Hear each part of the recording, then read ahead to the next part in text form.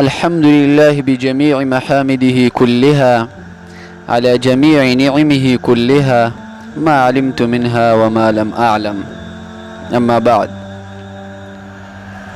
قوت حافظی دپاره زه تاسو ته یو بهترین عمل ښایم. حافظه دا یو داسې څیز دی چې د انسان د محنت ټول دارومدار په دې باندې دی. که انسان ډیر محنت وکړي، ډیره خواري وکړي، لیکن د هغه حافظه کمزوري وي، نو هغه چې کله خپل د سبق نه بس کړي او د مطالعه او سټډي نه فارغ شي، نو 5 منټه بعد د هغه په ذهن کې هیڅ هم نه وي.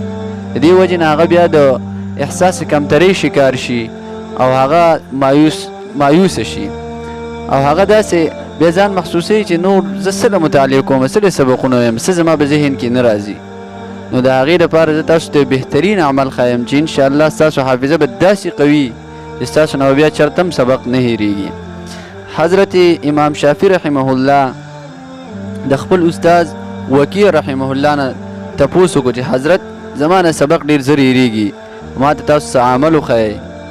حضرت وکیع رحمه الله دا د حضرت امام ابو حنیفه رحمه الله شاګرد او دا ډېر زیات قوي حافظې والا و.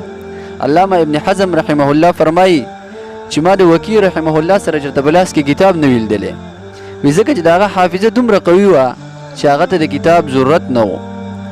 او وایي چې هغه نه چا تپوس وکړو حضرت تاسو موږ ته د دې قوت حافظي څه دوایي او څه نسخه وښایئ که نه.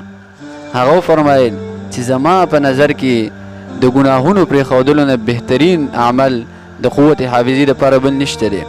حضرت امام شافعي رحمه الله ته وفرمایل چې ګناهونه پرېږده او د ګناهونو پرېښودلو په سبب به الله ستا حافظه ډېرې قوي کړي. چنانچې امام شافعي رحمه الله هغه داستان په دې اشعارو کې بیان کړلی: شکوت الى وکیع سوء حفظي فأوصاني الى ترك المعاصي واخبرني بان العلم نور من الهي ونور الله لا يعطى لعاصي.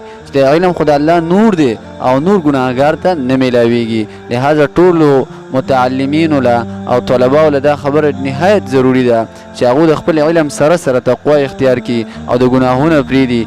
انشاءالله تعالی حافظه به یې داسې وي چې چېرته به دې هم سبق نه هېرېږي. الله تبارک وتعالی دې موږ له د عمل کولو توفیق را نصیب کړي. واخر دعوانا